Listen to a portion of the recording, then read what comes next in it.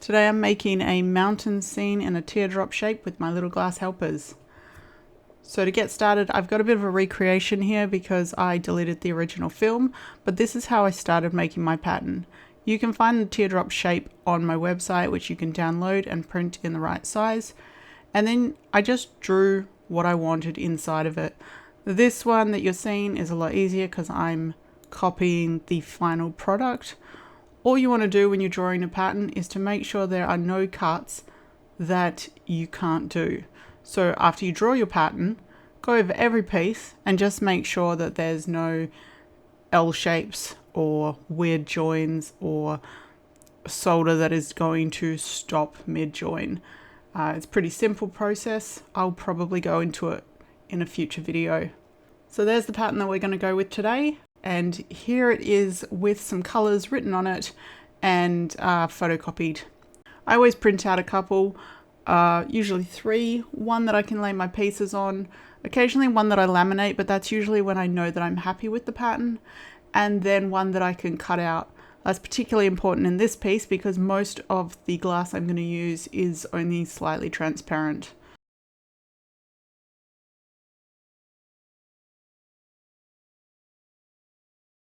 When you're cutting out your patterns, you can see that I'm just using standard scissors and I'm not accounting for the line. But there are special pattern cutting scissors you can buy. There's also some sort of like rolling knife tools that you can get that have double blades in it, and they will cut your pattern with 1 millimeter gap, and that's enough to account for the copper foil. I am not a precise person. I wish I was. So I just cut with standard scissors. I'm actually going to draw around each of these shapes on the glass before I cut it out. And then when I put them all together, I'm just going to grind them so that the gap is enough for the solder. Well, now that they're all cut out, I'm just going to make sure that they all go back together so that I don't lose any pieces. One of the advantages of writing the colors on the glass is not only am I going to use the right glass, but I also know which side of the pattern goes up. If you don't do this, you can also just number the pieces or do something to mark that this is the right side. And then if you cut all your glass on the correct side of the glass, everything will look good in the end. So this is the glass I'm using for the light grey. So I'm just going to grab my couple of light grey pieces and I'm going to take out the grey as well and pop those on the glass. I'm actually looking for the lightest part of the piece for that particular bit, and the grey can go anywhere. Using a paint pen, I'm going to trace around each of the pattern pieces for this glass. This paint pen. Now I found a better paint pen, it's going to be much easier to go around each piece of the pattern. I'm getting quite close to the pattern, and then when I cut, I'm going to cut just on the inside of this line so that my glass is the same size or slightly smaller than the pattern piece. They do move around. You can use a bit of glue to stick them on. Some people prefer to do their pattern on a piece of card and glue it down and leave it there for the whole process. Some people cut their patterns out of vinyl or piper's paper, thick sticker sheets that you can cut in your Cricut. Anything like that will work. Now I'm just going to cut that glass down a bit to make it a little more manageable, and so that when I do my other cuts I don't wreck the rest of the piece. I like to leave the biggest parts of glass alone because you never know what project it's going to be useful in. This particular glass, I'm not sure what it's called, but it has quite a texture going through it on both sides. This is the nicer side to cut on. It made my cutter run quite a bit, and as you can see it's also the rolled edge of the sheet, which does make things a little bit difficult on that side.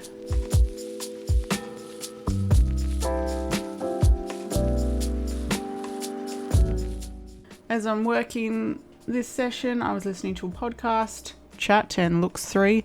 It's a very good podcast, but that's why you're not getting any sounds. That was running in the background. So you can just put up with me talking over this bit. I'm going to speed up the rest of this part of the video so that you can see all the cuts happening while I play some music for you.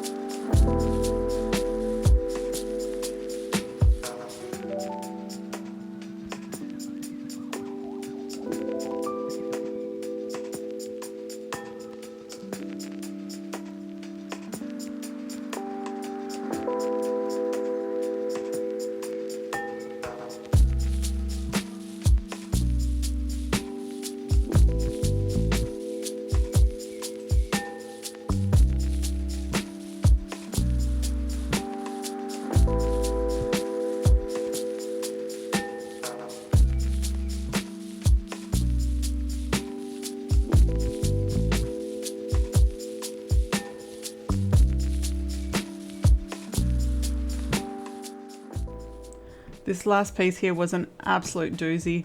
The shape itself isn't too challenging, even though it has that like L bend in it, but the glass was just so pitted that my cutter kept stopping, and it was really hard to get a smooth score going, which meant that the glass just splintered off every time I tried to break it. It took me about 6 goes, which was pretty funny. This brand is new to me. It's called Horizon, and I've had other glasses from it that aren't like that. I think it's just this white wispy.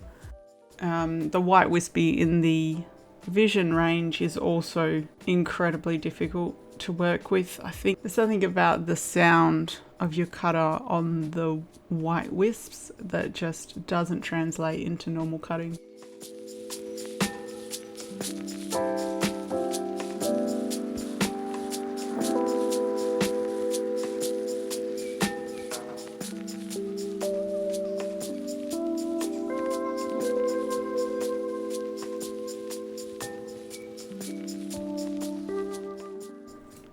Here it is all cut out. It's looking a bit rough. And here it is after the grinding process. You can see how messy all the pieces look. Once they've cleaned up, they fit nicely into the frame. Keeping to that frame is just going to make for a really neat border. I do intend to use some hobby came around the edge, and I've found previously when I've used it and haven't had a nice border that it really takes on the shape of the glass. Lead came can be a little more forgiving, and I often use it when I'm doing straight edges, but with the round one, the hobby came just bends a lot nicer around it and you get the nice curve. There it is. I think I didn't actually get that piece quite in. A couple of pieces might have to go back to the grinding station. Now that the pieces are all done and I'm happy with their position and their sizes, I've got my copper foil out, which I'm using a black back for these pieces. I do intend to patina in black, so I'm using the black back around them. Some of the pieces are slightly transparent, especially those sky ones, so it'd be better if the inside matches the outside. Starting that one off by pinching it and wrapping it around each piece, trying to keep it pretty central so that we get some nice even lines. I'm using a 5.5mm copper foil. I think the thinner the better on this piece because it is quite a fine piece. That width is only 120mm, so it is quite intricate. Some of the curves are curvy, so I need to be a little bit careful. The outside's fine, you don't tend to have to worry about that, but when you've got those internal curves, it's really good to heat up the copper, rubbing it to warm it up so that it does bend over the glass without cracking or tearing. And once I've done that, I put it down onto the bench and get my rolling burnisher, roll down the copper, getting rid of all the creases and folds, just trying to make it as flat as possible. You can see that I work on a cork board, which I really like doing, and the little glass helpers, sorry but not sorry for the plug I guess, but the little glass helpers have pinholes in them so that you can pin them directly onto the chalkboard. So I've pinned the helper, the pattern underneath it, into the cork board, and then I can keep my pieces on there. It means that I don't have to have pin gaps between the glass. They can sit really flush without me putting pins all over the pattern, keeping it all together. And you end up needing a lot less as well. You can see I've only got 4 in there because I'm just holding down the shape. I don't have to hold down every individual piece of glass, and like sometimes I've just played with them forever, getting them into the right place and putting the pins all around, and then you move one or it just, you've got the pin in the wrong place and it just moves. But this one you can't do that. The shape is all around it, and I'm finding it works really well for me. It also makes your projects more standard, which can be a good or a bad thing. It's nice if you have a market stall or something and they're all looking like uniform, and like that teardrop's a really beautiful shape.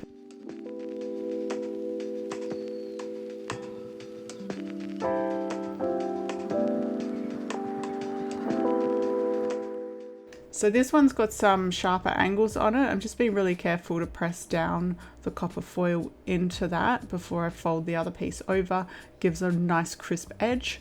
And sometimes if you don't do it, if you're not concentrating, you might get the black edge facing up. I try and look out for that and fold it back over so you don't see any black from the black back. Your solder won't stick to that as well. Every piece I do, I'm trying to put back in the pattern, but because my pieces are so tightly fit, it might end up that the last one I'm just going to have to grind down. I really want them to be a tight fit. I had my nails looking so good before I started filming this piece because I like them to look good for you. But then I started washing the walls of a room because I was going to paint the room, and it was like half a day of my hands in the water, and just two of the nails, just like the ones that are mostly in focus, just lost the polish, which is pretty sad. And I still haven't fixed them, which is why the first part where you see me making the pattern, my nails looked horrible, because that's like 3 weeks later.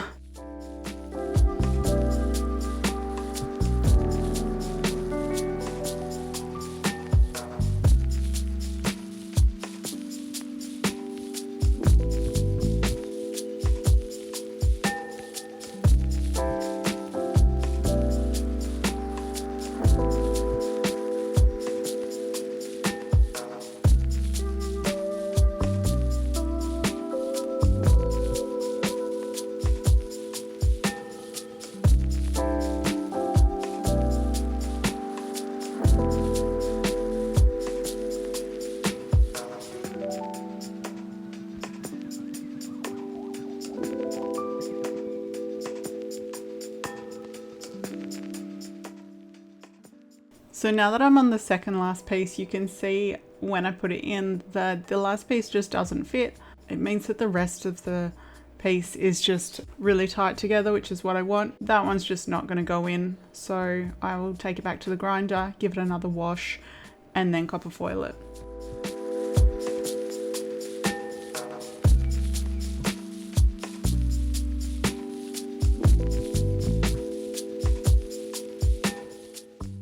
I'm just going to put it all back together several times because this is the kind of stuff I post on Instagram. A really great thing about working on my corkboard is I can just take it from one bench to the other. So I'm over at my soldering bench now. I haven't changed the piece at all. It's still on the pattern. It's still in the little glass helper. And I've just moved it over to where my soldering iron is. I'm just going to do the inside while it's in the shape. I don't really want the flux on the acrylic.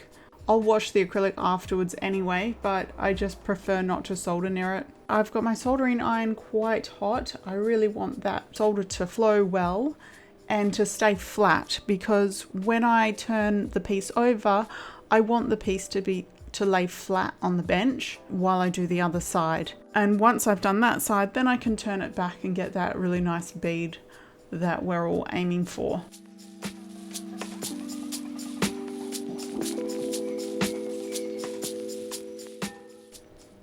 Another thing with using the helper is that ordinarily I would just do the joins of the glass before I turn it over, but because that shape isn't going to move while I'm moving my iron around it, I'm happy to continue and do all the soldering lines that I can before I flip over.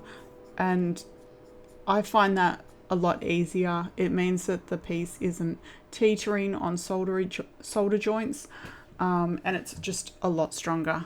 This side I am going to work on the bead, because why not? I'm also going to go to the edges, and even though I'm using hobby came, I am going to solder all around the edge. There are two ways you can use hobby came. Some people prefer not to even put foil on the edge that the hobby came is covering. I prefer to copper foil all around the pieces and then just to tin lightly on the edges so that the hobby came can still go over the glass. It's got a 3mm clearance. So the glass plus the copper foil plus the solder, you don't want it getting too thick, but if you just tin around it, you'll still be able to put the hobby came over the top. And then when you go to solder the hobby came to the joins in the solder, it works really well because your copper has gone all the way, and you're not going to have any accidental copper color poking through because you have covered it already with the solder. I'm so disappointed with myself for not filming the hobby came going on. I didn't even know that I missed that. So to put the hobby came on, all I did was laid it flat with the channel facing up. I laid the piece in the hobby came from the point because I want my join of it to be up top where I'm going to put my jump ring. And then I rolled my piece over the hobby came, picking it up as I went, and I snipped it with my wire snippers at the right spot. I want my jump ring to actually go into the hobby came to make it strong.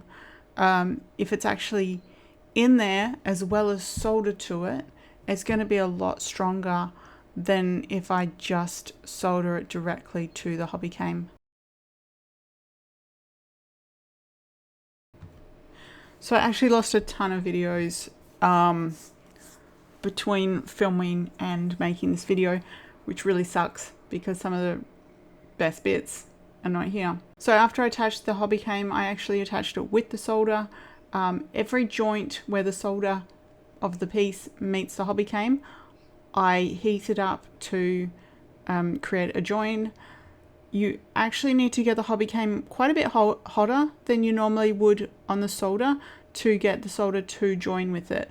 That's probably the main takeaway of using it. The two strands of the end of the jump ring I crossed over and channeled down the piece.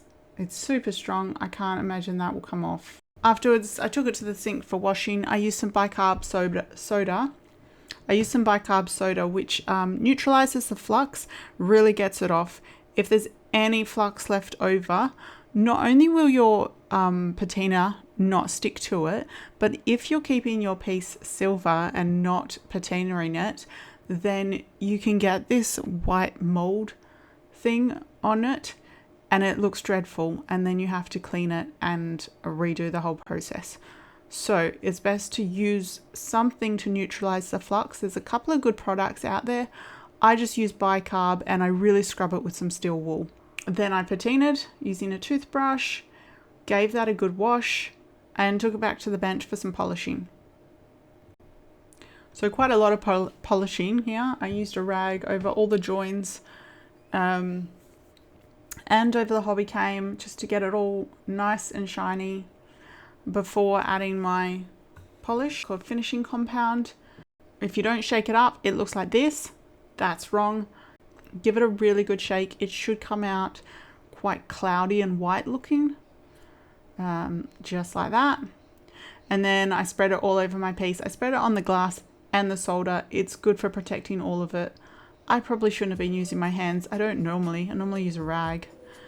And then you leave it to dry for about a minute. It makes everything look a bit filmy. That's absolutely normal part of the process. Then you take a rag and you buff. You like really buff it up, bright and shiny.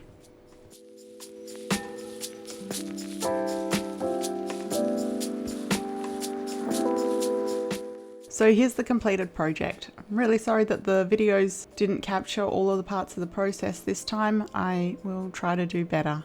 Thank you.